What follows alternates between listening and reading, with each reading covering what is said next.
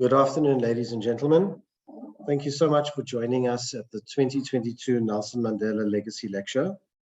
It's a very wonderful, auspicious occasion, and thank you so much for joining us. With no further ado, we're going to be handing over to Dr. Corin Koopman, Senior Lecturer within the UWC Faculty of Education. So, Professor Koopman, thank you.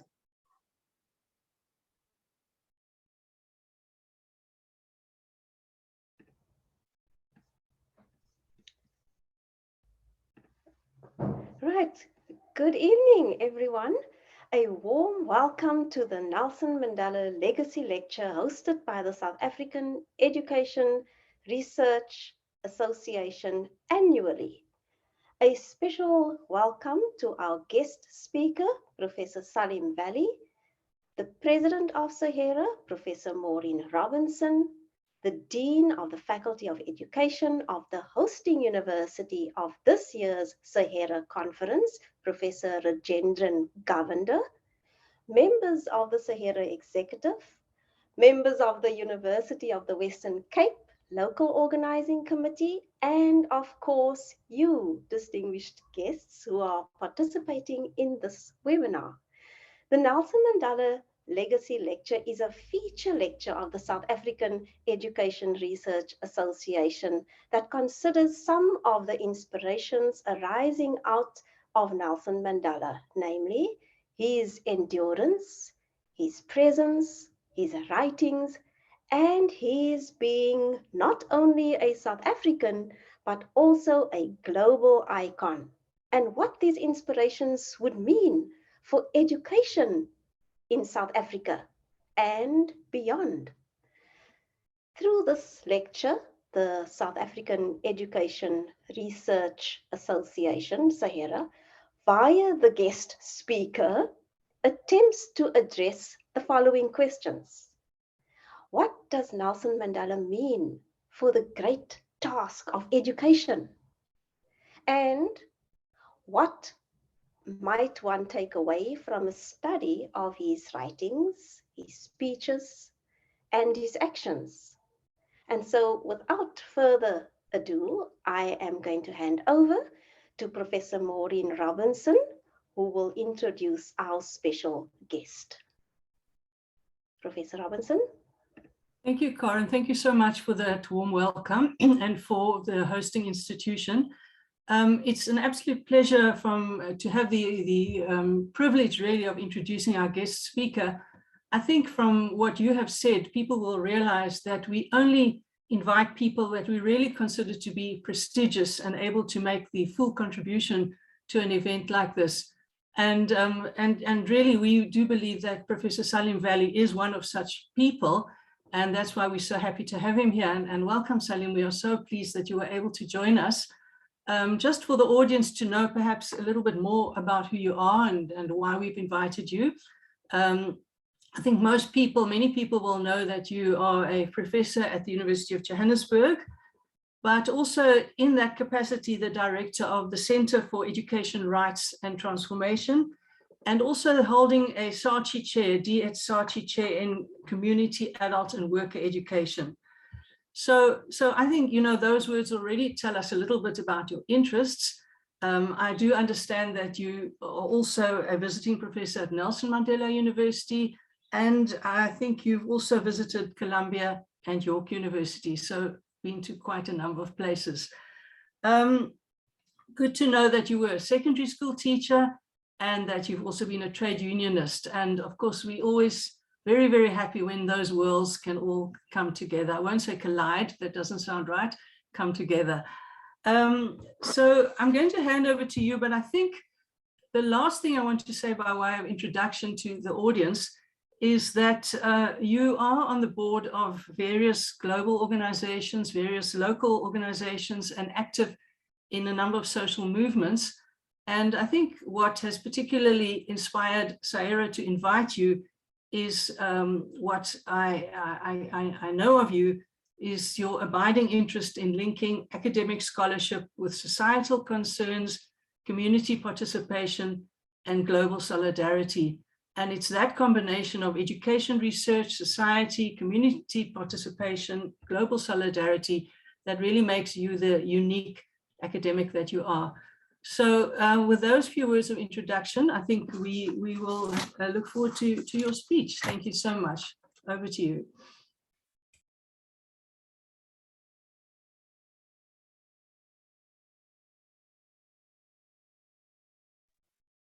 Thanks very much, Maureen, for that really generous introduction, and everyone, of course, who managed to join us despite load shedding. Of course, very importantly, thanks to our colleagues at UWC and SAERA for organizing this lecture. Really, this talk, this lecture is guided by Maureen's invite to me, as well as the upcoming SAERA conference, whose overarching theme you've heard. And it comes against the backdrop of the COVID-19 pandemic. And there's a question that is posed for that conference. And the question is, how do we address the challenges and embrace the opportunities facing education in South Africa today and in the future? And of course, the important sub-themes, some of which I'll touch on, like transformational social justice, inequality, and injustice in education, education and employment, and employability, and ICTs in education. First slide, please, Hardy. I'm really guided by this quote you see. It comes from Crane Sudin's book on Nelson Mandela, Comparative Perspectives of His Significance in Education. The question is posed, you've heard it a few times, what would make Mandela educationally as opposed to simply or just inspirational? How does one draw on him to incite contradiction, stimulate conflict, locate him as a site of provocation for thinking? How, against the cult of piety being constructed around him, does one rescue him for the purpose of education? People have talked about Mandela being some kind of tranquilizing balm. Some see him as an amiable grandfather who wears Springbok rugby jerseys for the sake of reconciliation, etc. But we want to really go beyond that and talk about him from an educational point of view. There are other issues that are posed there, and which are really very important issues. So slide 2 will give you an idea of what I'll be talking about in very broad brush strokes. I'll be looking at the following. I'll speak briefly to the dignity of Mandela, and 2, also briefly to the indignity of the times we live under. And then 3, take a critical look of Mandela's views on education, the context and broader purpose of education, and issues related to schooling and universities. And finally, make a few remarks about alternatives.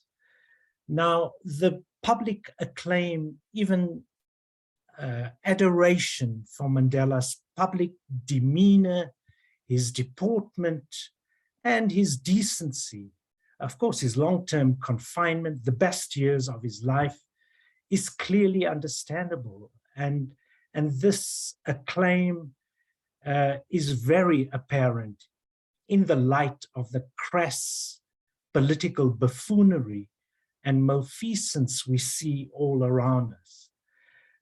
But these qualities of Mandela, as admirable as they are, could obfuscate some very real fundamental issues. So we need to spell out the contradictions and the antinomies. We need to spell out the valid criticisms, yes, but I hasten to add that I don't agree with the stark view that he was a sellout. It's much more complex. He was a much more complex person. And Marx's quote about men, sick in parentheses, making history, really comes to mind. And in the long walk to freedom, Mandela also speaks of living in a way that respects and enhances the freedom of others. And elsewhere, he calls for work, bread, and water for all, and of course, peace and justice. But Salim Badat writes, the reality is that Mandela's wonderful ideals have to be pursued in a less than propitious context of the hegemony of the ideology of neoliberalism and severe and growing economic inequalities globally and nationally. I agree with Badat, but I want to extend this by discussing some of the fault lines of inequality in South Africa, such as the negotiated settlement and the macroeconomic strategy gear on Mandela's watch, and what Ronnie Kasrils referred to as the Faustian Pact with local and global business interests, including agencies such as the World Bank and the World Economic Forum and others, and the consequences we continue to feel. But I'm really getting ahead of myself, but let's discuss Mandela the Man first. Next slide. You see this quote of his from The Dark. It expresses his immense store that he put on dignity. And I didn't have the good fortune to meet him, but I've had lengthy discussions with people like Neville Alexander, who enjoyed reminiscing about the 10 years on Robben Island he spent with Mandela, as well as discussions with John Samuel, former CEO of the Nelson Mandela Foundation.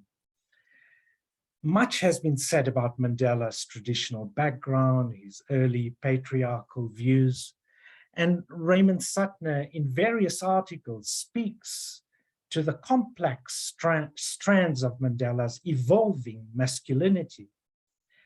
I really agree with him when he points out that his identity as a man cannot be reduced to one quality that endured over all time, whether in his early life or later, because of changes initiated by shifting conditions and influences, but also by his own agency. Raymond Suttner says, while it would be an overstatement to describe Mandela as having become a feminist, much of his life transcends the patriarchal understanding of his early life. Neville Alexander often spoke about the importance of personal relations and respect forged between the many prisoners on Robben Island, despite political differences. But what he said about Mandela gives a sense of Mandela's many important personal qualities. Alexander was fond of recalling, for instance, the epic 6 months debate he had with Mandela on the national question, which resulted in his first book. Despite political differences, they remained close personally. Alexander said, there were people of such incredible high caliber on the island, people like Nelson Mandela and Walter Sisulu. They set a fine example. It was quite remarkable that despite initial suspicions, periodic friction and occasional serious rows, people of such different political persuasions could actually get on so well, even when confined to such small, unpleasant quarters. I learned here to disagree with people while continuing to respect them. The experience was an example of true democracy and political pluralism. Robben Island was the seedbed in which we learned that we actually need one another. It is this realization that must form the basis of a new nation. One also gets a sense of Mandela and his principled nature, and this particular incident underscores that. Not long after his release from prison, when he was interviewed on a US TV channel by the well-known journalist Ted Koppel, a person by the name of Kenneth Edelman was closely aligned with neoconservatives and in fact was a cheerleader for the invasion of Iraq. He served several Republican administrations since the 70s. Also a strong supporter of Israel, asked Mandela about his association with Yasser Arafat and Fidel Castro. He complained that Mandela met over the past few months 3 times with Yasser Arafat, whom you praised. I'm quoting Edelman. Mandela responded firmly, "Our attitude towards any country is determined by the attitude of that country to our struggle. Yasser Arafat, Gaddafi, Fidel Castro supported our struggle to the hilt." And, you know, much can also be said about Mandela's stance on HIV/AIDS, how he challenged HIV/AIDS denialism, as well as Mandela's support for LGBTI rights. So I really have no doubt that he would be appalled and would have spoken out against the ubiquitous xenophobia we see, particularly and worryingly emanating from the corridors of power. Next slide. So, you know, far from the vision of Mandela, education and the body politic of South Africa today, impacted upon by neoliberalism and inequality and exacerbated by the pandemic, by the violence we see all around us, patronage, of course, the kleptocratic behavior. All of this is a Hobbesian nightmare of despair and cynicism. And Neville, some time ago, although this was published in his posthumous book, Thoughts on the New South Africa, had this to say about what we face. Our real concerns are the palpable signs of social breakdown all around us, the ever more examples of greed and corruption involving public figures who are expected to be the role models for our youth, the unspeakable abuse of children, of the aged and of women, the smug dishonesty, indiscipline and slothfulness of those who are paid to render public services, the unthinkable violence in so many communities, the abuse of drugs, the trashing of the public health system. In short, the general mayhem and apparently suicidal chaos that ordinary people experience in their daily life. Alexander really lamented the fact that suddenly that we are enjoined to be like them, like the entrepreneurial, individualistic whiz-kids of the neoliberal epoch.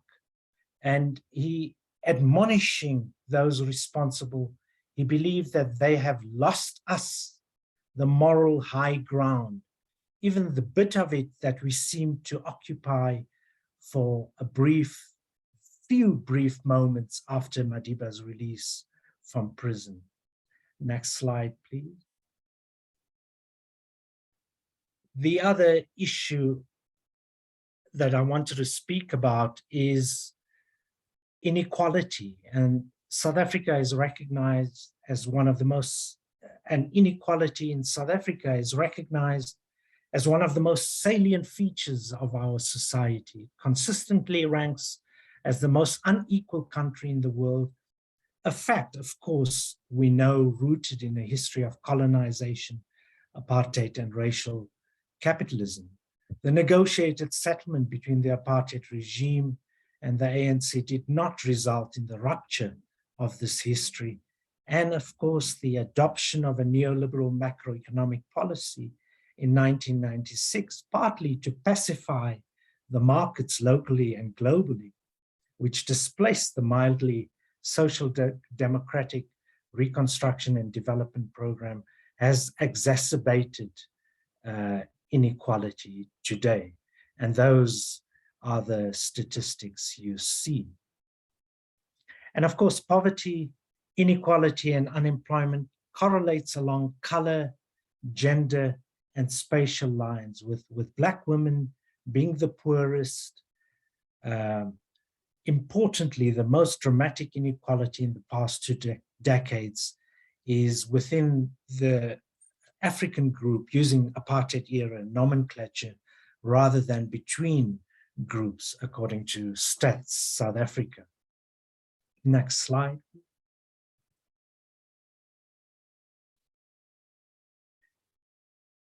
The second issue is corruption, and the 4 reports of the Zondo Commission are a sad and tragic indictment of the extent to which the ruling party has failed the country. The hollowing out of the state institutions and parastatals is keenly felt and will be for some time to come. And we've seen in the Zuma years, how this development has provided greater consensus for, empowered those calling for greater privatization. In these 4 reports, which were completed over 4 years, they're really revealing diagnostic insights and detailed forensic assessments, thanks to 160,000 pages of testimony and evidence, and the over 200 witnesses. Quite crucially, the report identifies a number of the protagonists who are directly implicated. The NPA, which has failed the country around those who committed gross human rights abuses under apartheid, now have a chance to redeem themselves. And really, there must be accountability. I mentioned corruption because the rot is, of course, very present in education and in our institutions too. And we can't afford to be agnostic about it. Next slide. The third issue I want to comment on, giving the context we find ourselves in and the indignity of the times, is COVID-19 and its link to climate change. And really, the pandemic exacerbates the fault lines of inequality and its tragic consequences on people, their communities, and our institutions, and highlights many of the absurdities of the present global system. These include pharmaceutical companies apportioning vaccines initially to the highest income countries, the vaccine apartheid or vaccine nationalism practiced by the governments of rich countries in hoarding vaccines, protecting the profits of their pharmaceutical corporations, and their appalling conduct in the World Trade Organization in preventing the waiver on vaccine patents and related technologies. So the manifest lesson of the past few years underscores the point about capitalism's insatiable appetite for maximization and economic growth, and its disregard for the balance that is necessary in all ecological systems. The 6th assessment report of the UN Intergovernmental Panel on Climate Change, the IPCC, tells us without hyperbole that humanity is on a cliff's edge. Many believe that the spread of zoonotic diseases will continue, a consequence of the economic destruction of critical ecosystems and the interface of this with agribusiness monocultures and global commodity chains. Similarly, alarmed by the chain of environmental catastrophes resulting from global warming, including record heat waves, persistent droughts, out of control wildfires, megastorms, unprecedented floods, torrential rainfalls, glacier melts, sea level rises. Stephen Cleese exhorts us to challenge capitalism's culpability itself, in contrast to the conservatives' denialism and the liberals' technological fixes and market incentives. Some of the latter posit mad scientist solutions like terraforming Mars or spewing chemicals into Earth's atmosphere to block the sun's heat. For Cleese, this is dangerous hubris, all in the interests of protecting a system that promotes profits over life. By the way, ASCOM is the world's, not just Africa's. I looked that up. I was quite surprised that it's the world's most polluting power company. Those who want references to that and more information, I'll gladly provide that. And South Africa's just transition to renewable energy is mired in many problems. I can't go into the details now, but will gladly provide more information for those who are interested. So on to Mandela and education. Next slide, please. Mandela placed great significance, as we all know, on both education and health as a way to advance what he referred to as freedom and the basis, really, of a new society. He donated 1/3 of his salary to children through the Nelson Mandela Children's Fund, and there are many other examples of what he did. But I want to critically analyze and engage with these two famous and celebrated statements that you see there. The first point to make is that education is one strand, a really crucial one, but one strand in the tapestry of economic, political, social, and ecological policies and practices. And education itself is shaped by the economic and social structures of society and the agency of social forces that constitute racialized, classed, and gendered lives. And education is not an autonomous social force. Social, political, economic, and ideological factors exert a profound impact on education. Education can produce extant social relations and inequality, or it can also transform them. And in Chisholm's 2004 book, Changing Class, I think Nassen's quote is very important. Education on its own cannot transform the world, but the world cannot be transformed without education.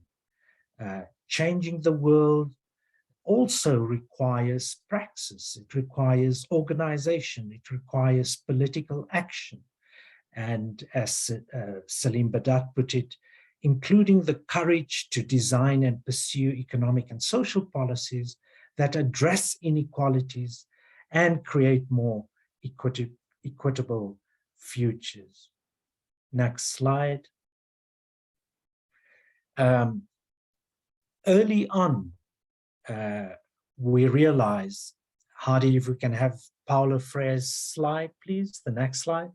Early on, we realized that education, while a necessary condition, cannot on its own address the social problems our society has to confront. It's not a panacea.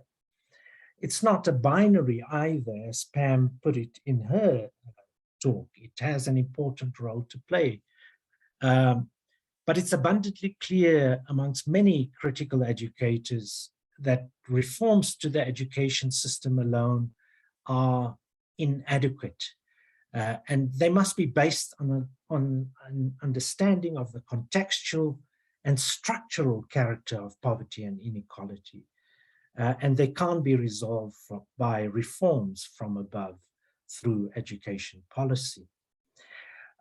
We also know that Mandela didn't just talk about education, he acted. And, you know, there was an incident I've been told by John Samuels, and that many of you know, that when he was fed up with the state of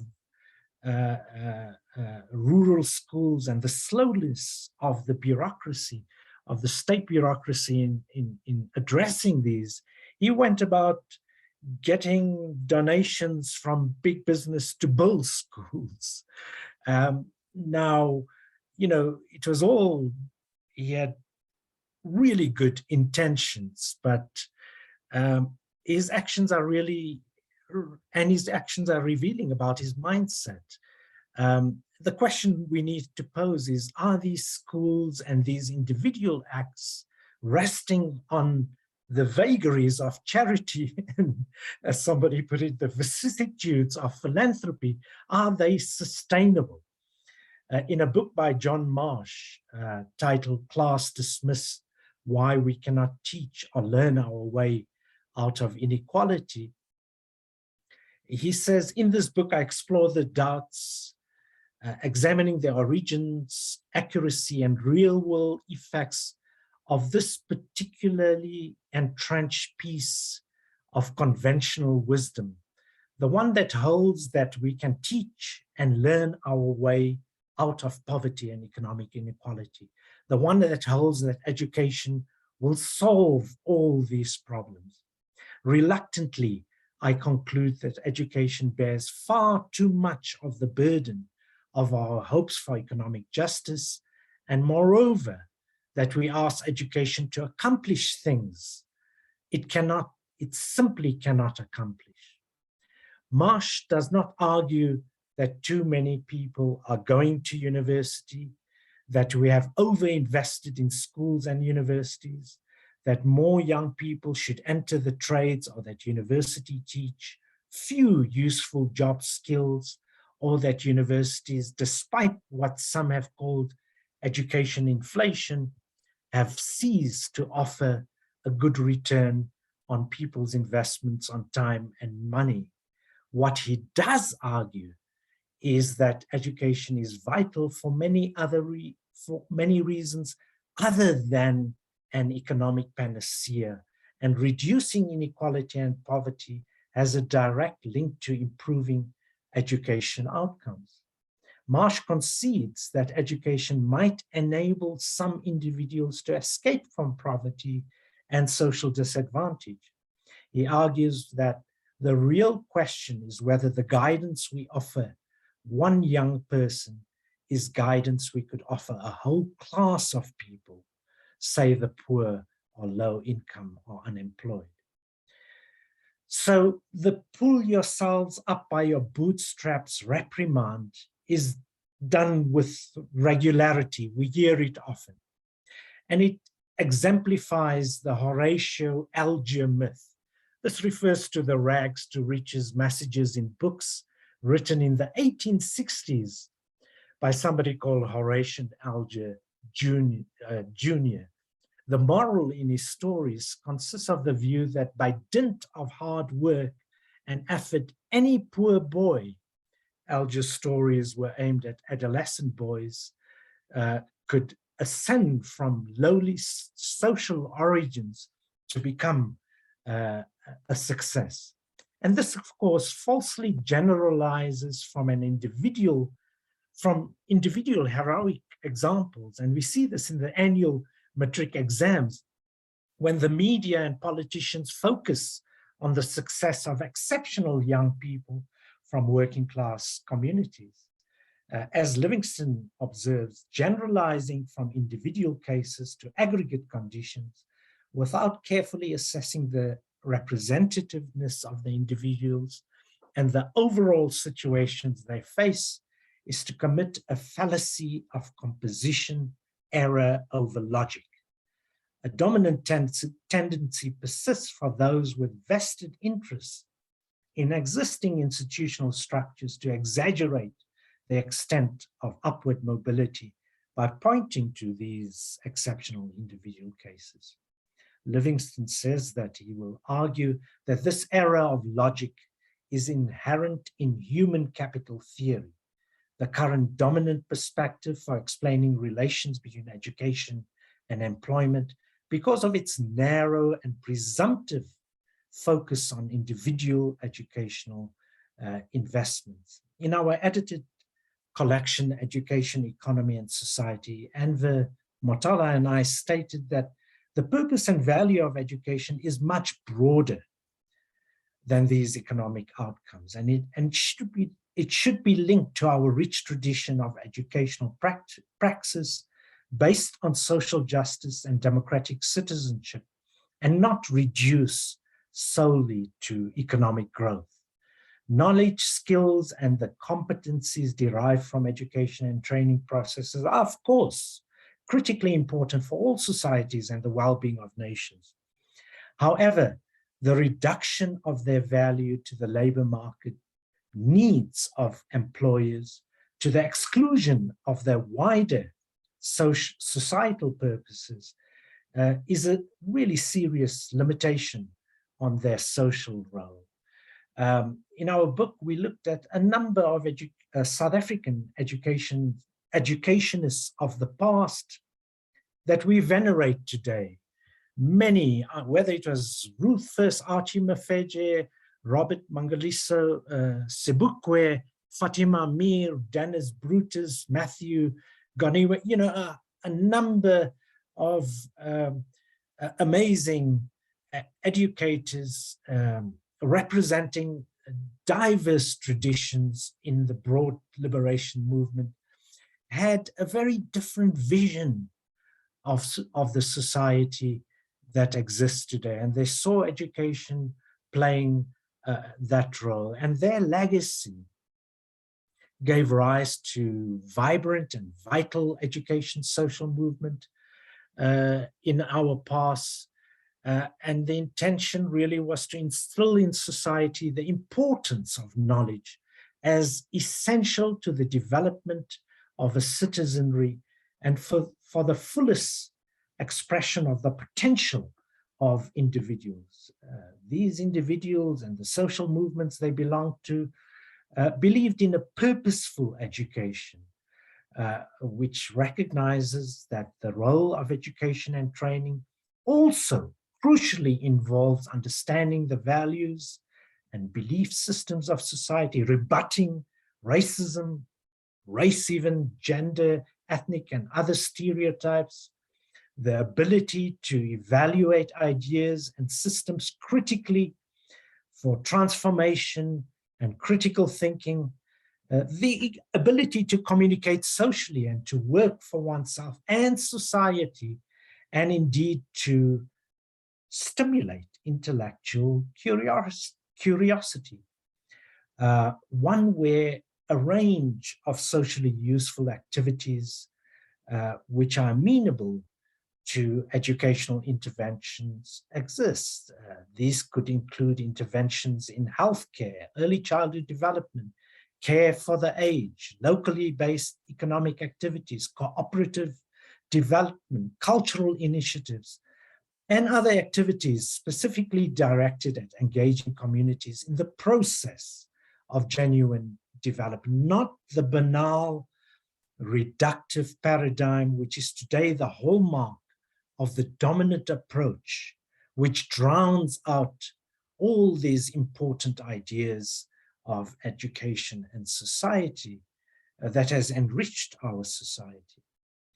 Taking issue with the human capital theory rationale behind the dominant view of education and the emphasis on STEM globally, the South Korean development economist Ha-Joon Chung has argued that the links between education and raising the productivity of an economy is tenuous at best, and that the reasons to invest in education do not rest in the common sense, instrumental and economic rationales for education. He argues there are many subjects that have no impact, even indirectly, on most workers' productivity. Literature, history, philosophy, and music, for example, from a strictly economic point of view, teaching these subjects is a waste of time. We teach our children those subjects because we believe that they will eventually enrich their lives and also make them good citizens.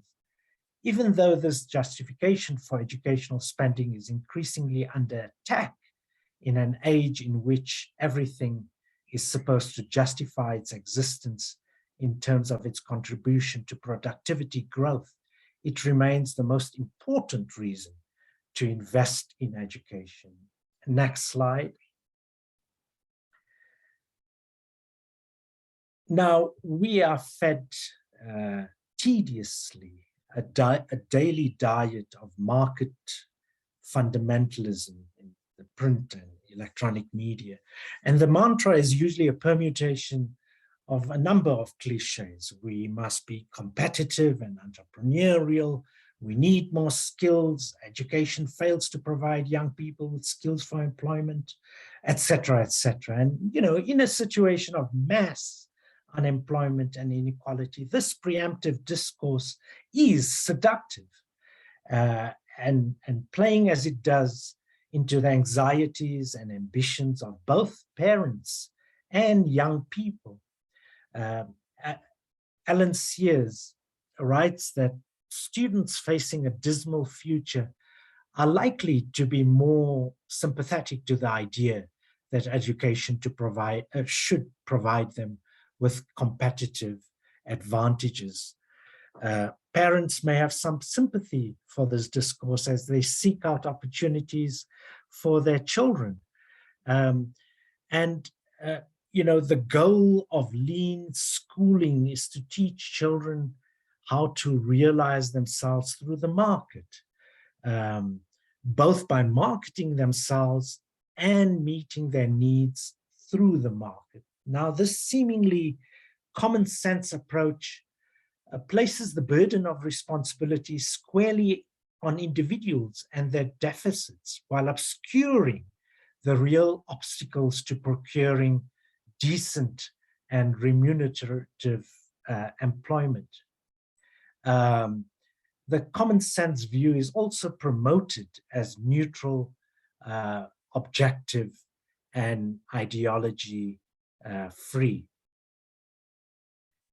In this human capital theory view, the main proposition is the idea that there is a great deal of shortage of skills in South African society, which is accentuated in particular in critical areas of shortage, making any possibility for economic advancement unimaginable, and that the education and training system is hopelessly out of sync with the demands of the local and global economy. The cause of unemployment in general is then put on education's door, more broadly arguing that education is not teaching what the economy needs.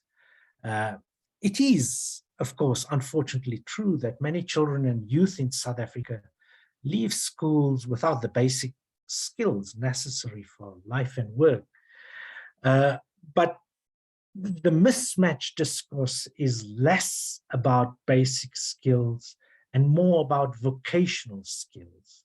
And the argument, while superficially plausible, is not true for a number of reasons. One is that vocational skills are context specific, best taught on the job, etc.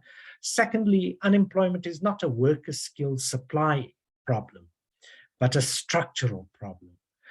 While focusing on educational institutions and the supply side, the more useful and important question is the demand side one, usually ignored by human capital theorists, regarding how we can create decent jobs and require valuable skills. The human capital discourse also ignores the value of education outside of paid work. Now, I want to turn to the reality of schooling. It's easy to become despondent about the state of education when we read about practices involving rampant wastage, the dismal state of infrastructure, and facilities, as groups, organizations like Equal Education and others have shown, the abysmal performance of our learners, and close to 3 decades since the first democratic election in South Africa, the combined weight of apartheid's legacy, exacerbated by neoliberal policies, has meant that the promise of a quality public education system remains a chimera, while there are a melange of new official policies on every conceivable aspect of education, and racially based laws have been removed from the statute. The education system as a whole reflects and reproduces the wider inequalities in society. Access to schooling has increased and there is gender parity, but quality education for the vast majority of the population remains elusive. Although a minority of schools in South Africa can favorably compare with the best in the world, quality education remains unequally distributed along social class, racial, and spatial lines. Towards the end of 2008, some of us launched the Public Participation in Education Network. And in its call to action, PEN declared that the failures evident in the education system has induced cynicism among various communities and even amongst educators, school managers, and other public officials. We warned that these sentiments would further entrench the sense of powerlessness and a loss of hope about the possibility of meaningful outcomes for society as a whole. We argued that while a minority of schools, mostly situated in middle class and rich communities, excel, South Africa essentially has a 2-tier education system. We said that schools were not failing individually, rather the nation was failing them collectively. And we said that South Africa faces an important moment in our history. Our education system is in crisis. It's not a technical problem to be solved by experts, but a national disaster requiring our collective efforts. The majority of children in South Africa are not learning to read and write with any confidence. Too many schools are bleak and uninspiring places for our children and teachers. And if we don't act decisively, we run the risk as a nation of getting used to this. But we were very optimistic. We felt that the situation can be turned around. But first, we need to identify the nature of the crisis. And Alexander expanded on the nature of this crisis that was identified by PEN, but he also discussed how to reverse the trend. He wrote that fundamental mistakes of a conceptual, strategic, and political pedagogical character, policies such as outcome-based education, teacher redeployment, and people like Consul Kliane, Azim Badruddin, Yusuf Sayed has written about the teacher redeployment policy and its practices in Sudin's edited collection. It's an excellent article about the impact this had on schools, but other policies were also critiqued by Alexander at the time in the process of transition from apartheid to post-apartheid education. Alexander said not everything was wrong, of course, but many of the beacons that should have facilitated a soft landing for the new system was placed wrongly. He continued this metaphor by explaining how subsequent attempts to correct the deficiencies were doomed to fail precisely because they did not replace these beacons, and instead themselves became no more than decoy beacons that had to end up in numerous but related crash landings. And Alexander identified and discussed a few omissions and mistakes, including the failure to move away from the spatial apartheid location of schools, which perpetuates racial and class divisions. He, together with urban planners, put together a plan called the clustering of schools. But this was really ignored. Initially, there was some interest, but it went nowhere. He talked about the blind spot of language policy in schools.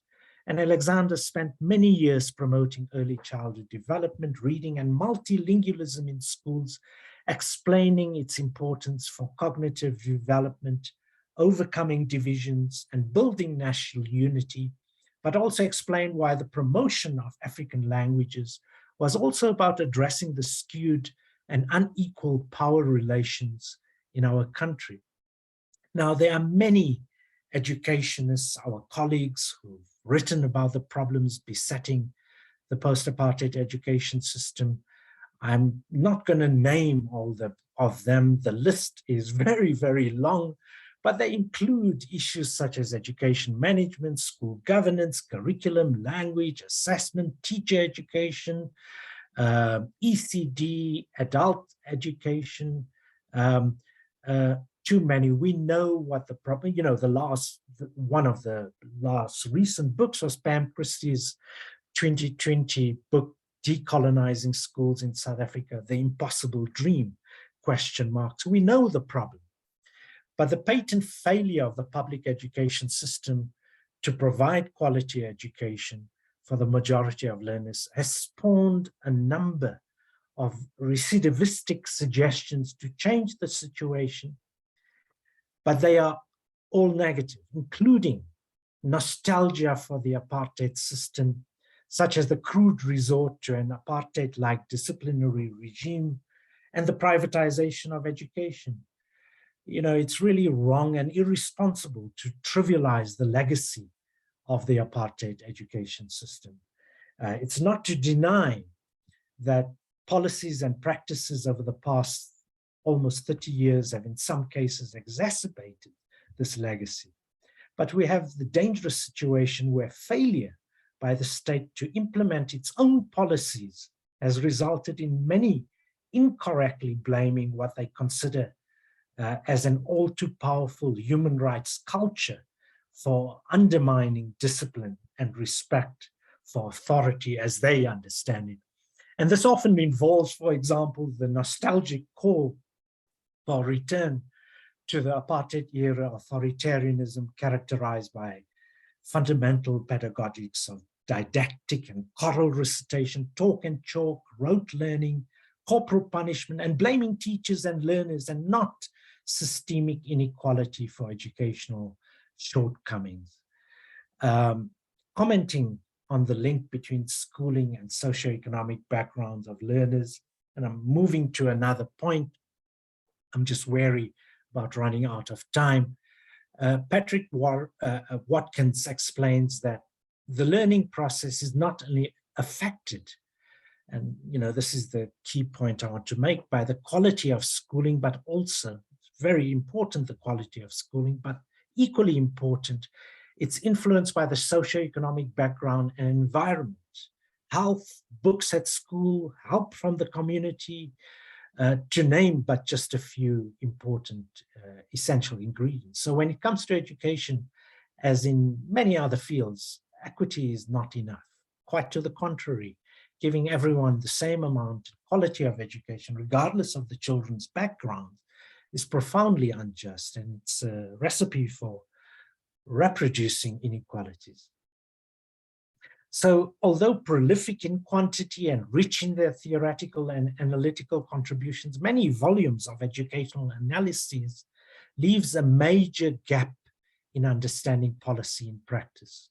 Poverty and inequality undermines education, and in South Africa, the majority of children live, as we've seen in the stats, under conditions of protected poverty.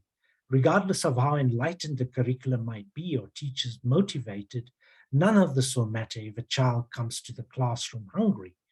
By obscuring this simple reality, we miss the real issue. I'll now turn to universities quite quickly before I round up, conclude.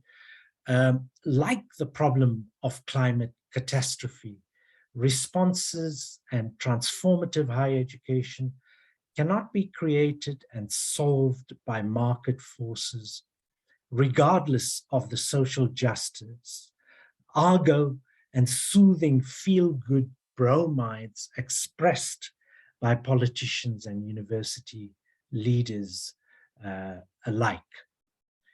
It is imperative that we prevent the latest buzzword, the latest discourse on community education from suffering the same fate that has befallen decolonisation and transformation, interpreted narrowly, reduced to a tick box exercise, and contradicted in part by the relentless and rapid development of the entrepreneurial and neoliberal university in South Africa. So a limited understanding of transformation related to what somebody has called demographics also offered, as important as it is, also often excludes substantial issues of power and social relations, institutional culture, managerialism, meaningful curricular reform, the commodification of knowledge production, democratizing decision-making, and relations between university and communities, and the practices that should be forced. It's also about the nature of the society we aspire to and the role of the university and the intellectual and institutional implications for achieving such a society. Many of these issues require wider discussion. Now, we find that increasingly in South Africa, in the light of annual deficits and student debts, universities are pressured to pursue entrepreneurial activities through third stream funding ventures, and they model themselves on businesses. For Richard Hall and Kate Bowles, in this volatile international marketplace for educational services, both research and critically pedagogy are now governed by a language rooted in productivity and organizational development. Universities deliver return on investments through brand, through portfolio and product.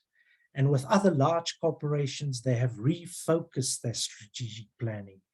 This development weakens, instrumentalizes, and commodifies community links and resources for research to advance the ideals of critical citizenship and democracy in favor of corporate interests, including that of the increasingly corporate university itself. And we see that the once venerated role of the public intellectual speaking courageously to a public discourse around critical social issues or collaborating with progressive social movements is now frequently mocked and deprecated, though, as Fraser and Taylor sardonically remark, academics are increasingly expected to fundraise research resources and solicit media attention to enhance our profile. If this happens to incorporate social justice or social change goals, all the better, because that too can be marketed, helping to create a veneer of respectability, one that covers over commercial interests to portray more palatable images of universities as noble places of knowledge and learning. And while this trend to reduce academics to commercial agents has not reached full-blown proportions in our country yet, the foundations are being developed. So I want to turn to business models ranking and 4 IR. And to say that, you know, no doubt most universities are under severe financial strain and face inordinate pressure. There's a huge increase in student numbers, and this is not matched by the recruitment of academic staff. And close to 60% of academic staff are on temporary contracts in a study carried out by Ahmed Assop in 2020. And Badat warns that the minister's message at last year's USAF CHE DIET conference was essentially the second national education, higher education conference, was essentially that you will have to do more with less resources. Except at a few well-endowed universities, the norm going forward would be austerity measures, including postponing new staff appointments, fewer permanent staff, and a reduction in temporary staff appointments and success. Moreover, the precarity of work could have negative implications for academic freedom, intellectual autonomy, and academic rule already under threat in some instances. The question I pose are whether we can work together instead of competing, and with students, staff, and communities in a united front to find ways to confront the coming budgetary austerities. Have we squandered the possibilities that existed on a mass scale during the fees must fall and decolonisation moment? Instead of a united front with students, workers, and many academic staff, most university academics chose a confrontational course. Progressively, the relevance of academic work is linked to productivity as measured by rating and ranking scales, and what Gonzalez and Nunes call the rankings regime, which reinforces the managerial culture in higher education. Musa from our country, one of the universities, Wits University, discusses how this regime perpetuates historical inequalities between universities and within universities. She writes, some South African universities are pursuing a global presence, which may be to the detriment of national priorities. And it's 6 o'clock and it's load shedding, such as the call for decolonisation of institutions and the curriculum, the student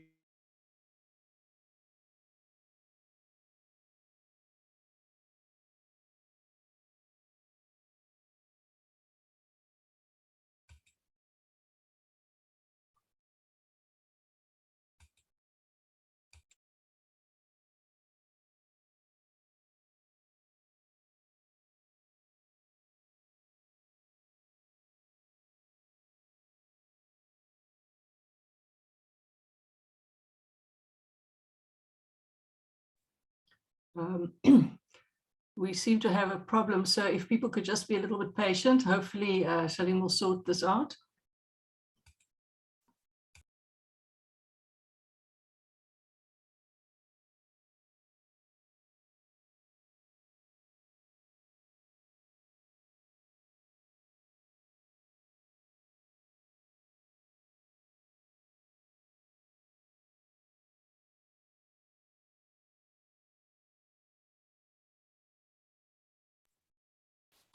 He was very, very backed up with all kinds of gadgets, but it seems that it wasn't quite as he would have wished. I think we may just give him a little bit of time.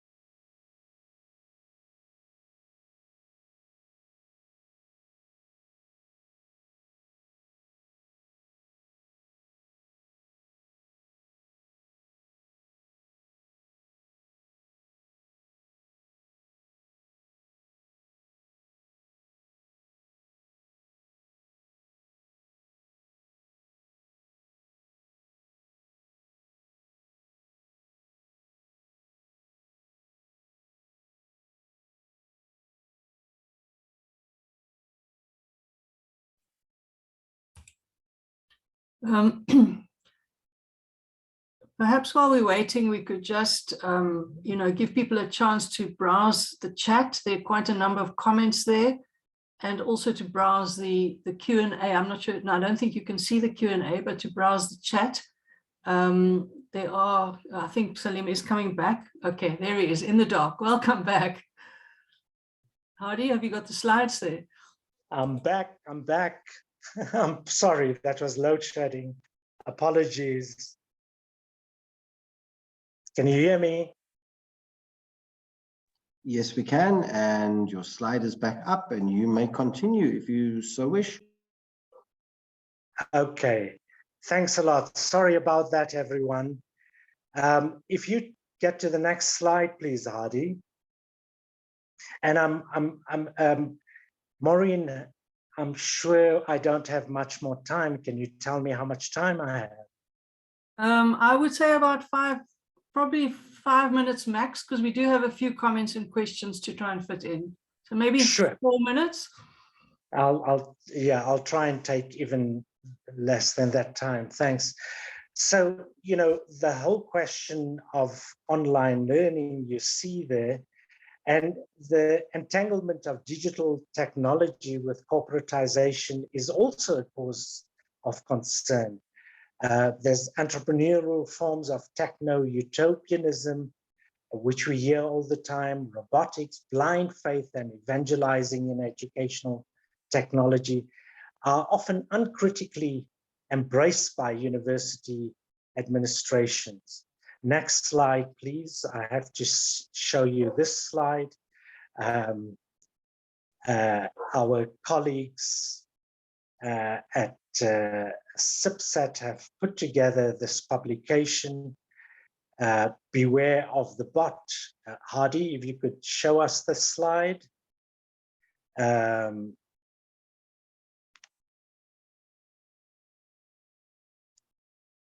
No, the second last slide.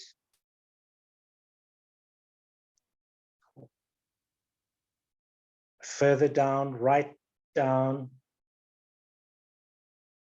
That's right. Nobody denies the importance of technology. The development of technological skills is axiomatic, but not at the expense of an uncritical approach to the existing economic, political, and social framework that sustains advances in technology. We have to ask critical questions in the way those at CIPSAT have asked, and I would recommend that we get that publication. So I want to conclude by saying that despite the negative developments globally around the corporatization of higher education, progressive spaces, while constraints do exist in the academy, and individuals in many universities are able to connect with social movements, community organizations, and accomplish valuable counter-hegemonic work. And this must be expanded as much as possible. And we need to protect the public good of higher education. We have a very proud legacy of education for liberation. It's generated various popular epistemologies, including the people's education movement, worker education, education with production. And there are also many community-based initiatives around early childhood development. We need to get back to those alternatives.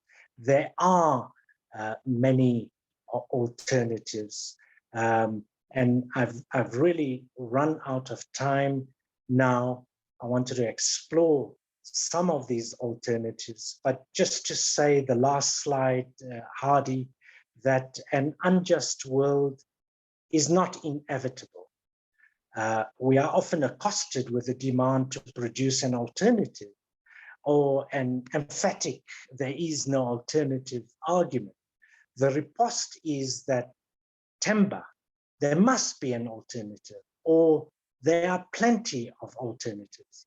Paulo Freire, in his seminal work, The Pedagogy of the Oppressed, calls on us to imagine a world that is less ugly, more beautiful, less discriminatory, more democratic, less dehumanizing, and more humane. These are the ideals that Mandela himself promoted. And despite the indignity of the times, I agree with the cultural theorist Raymond Williams. To be truly radical is to make hope possible rather than despair convincing. So another world is not only possible, but really it is necessary. Thank you. Thank you, Maureen.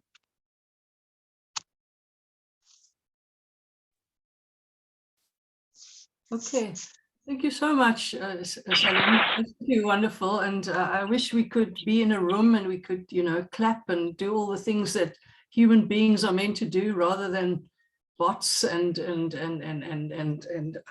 converters and inverters and all these kinds of things.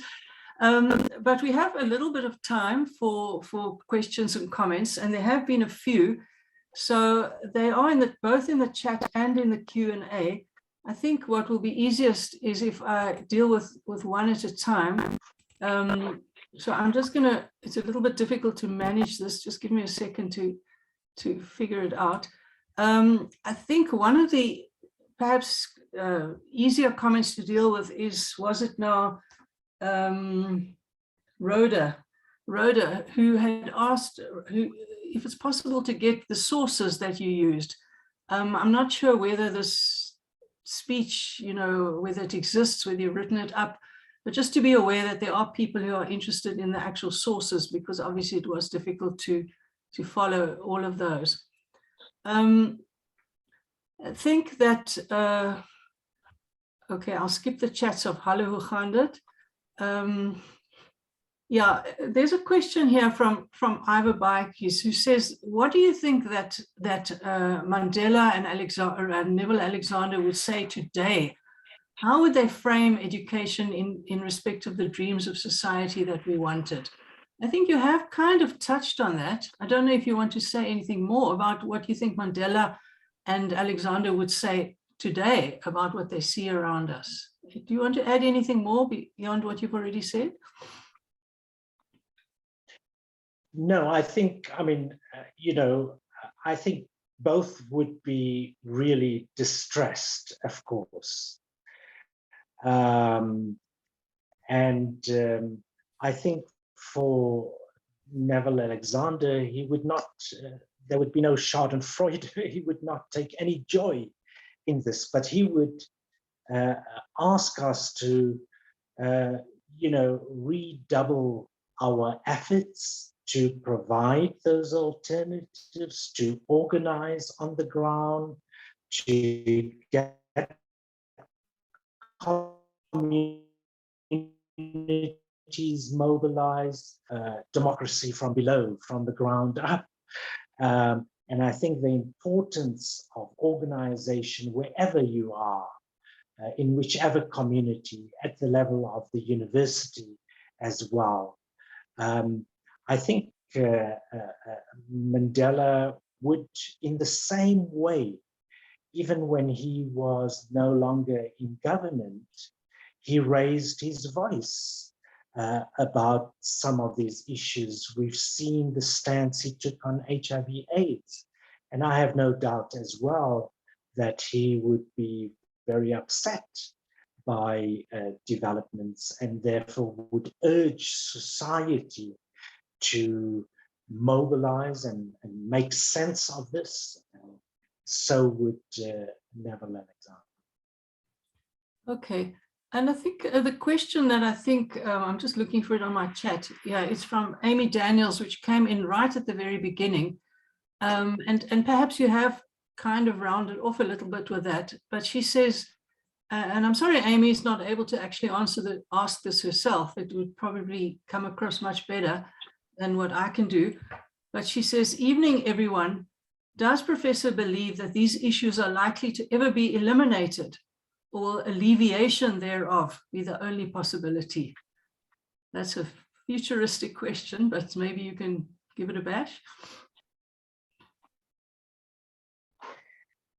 You know, it's an important question. I absolutely believe that we can turn the situation around, perhaps not eliminate everything, but make a real big dent on the injustices and inequalities.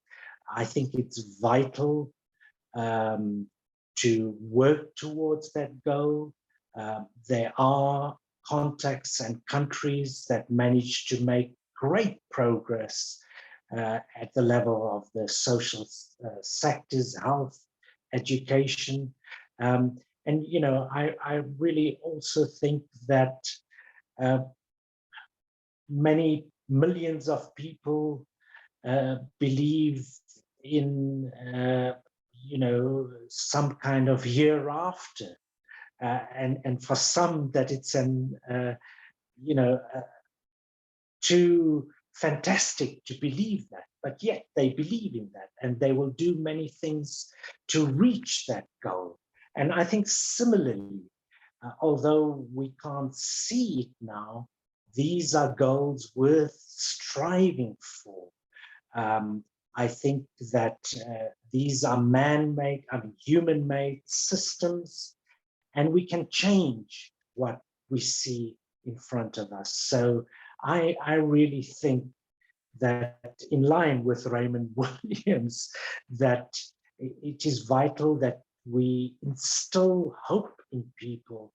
And many people are paralyzed and depressed, and we've seen with the COVID-19 pandemic what this has done to the mental health of people, how alienated people are.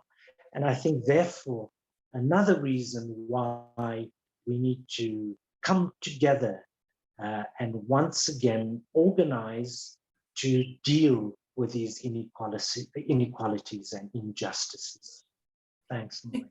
Thanks. And probably afterwards you would have more time to look through the Q&A and chat, but Mzwabantu Msongwewa has put in a lot of comments, so I think it's worth at least taking one of them, which is particularly relevant to SAERA, and that is the question, what role are the institutions of higher learning playing?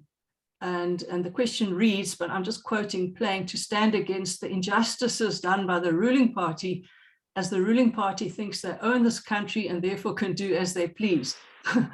Maybe the key point here for tonight is the role of the institutions of higher learning in addressing the many issues that you've raised this evening. Well, you know, I've mentioned the kind of critical issues that our society confronts. I've talked about inequality, I've talked about malfeasance and corruption, I've talked about climate change. And I think that our leadership in higher education institutions need to focus on those issues, need to focus on supporting communities who are dealing with environmental issues, you know, who are dealing with poverty. Higher education institution should be for the public good, not for the minority, not for profit, not for big business. So it needs to link up with community struggles. You know, I think the ongoing struggles in education. There are many organizations dealing with that, and the university needs to use its resources, its expertise to learn, partner with people. I wanted to talk the Heathfield School, and I have a wonderful colleague, Ashley Fasahi, who sent me a lot of information about how that speaks to actually what SAERA is going to be dealing with, the aftermath of, you know, the pandemic, what happened.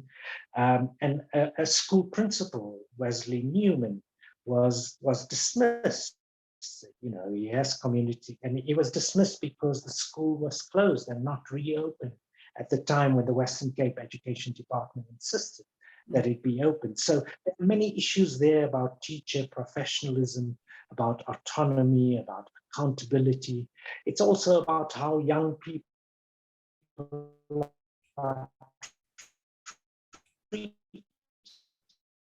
how students are treated to them, and they're treated very differently from kids from richer backgrounds. So I think there's a lot higher education institutions can do. It shouldn't be a PR exercise. I mean, I think the whole branding issue I talked about, the competition between each other, the rankings regime, I think that doesn't speak to the public mission. It doesn't speak to our white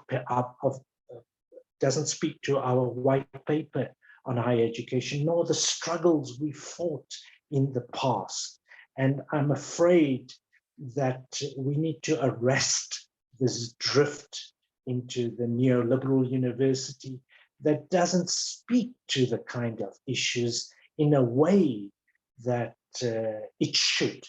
There is lip service paid to it, yes, but the resources are put elsewhere. The emphasis is put elsewhere. Thanks. Thank you so much. I think we've probably run out of time for questions. I just want to alert you to the fact that there are many comments thanking you for the talk, inspirational, interesting, making theory real, bringing the issues to life, and a lot of appreciation for the issues that you've raised. So I do hope you get a chance to look through the comments and to value what has been presented this evening. So I think just, to end off, I'm going to hand over to Colette February from UWC, who will close the meeting for us and do the formal word of thank you. Over to you, Colette. Professor, on behalf of all participants here today, sincere thanks for engaging us all on the very important and the very urgent matter of addressing indignity within the environments we know, and also more broadly in our world through education and other social options available to us. Your insights pertaining to the indignity of our times and the broader purposes of education inspire ongoing conversation and impel us to keep certain debates and practices alive beyond today's lecture. Therefore, we thank you for making this lecture opportunity personally meaningful as we reflect on what we do in our universities and our communities in terms of what you have shared. Sincere thanks, therefore, also, Professor, on behalf of the SAERA and university and the UWC communities, and much thanks also to the organizers of today's event. Yes, indeed, there must be an alternative. Another world must be possible. And in this regard, may we all reconnect through our societal undertakings, guided by the insights of this very memorable Nelson Mandela lecture. Go well, and thank you, everyone.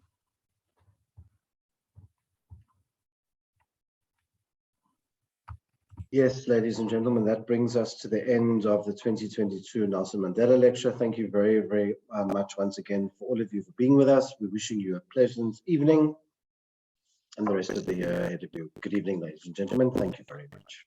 Bye-bye.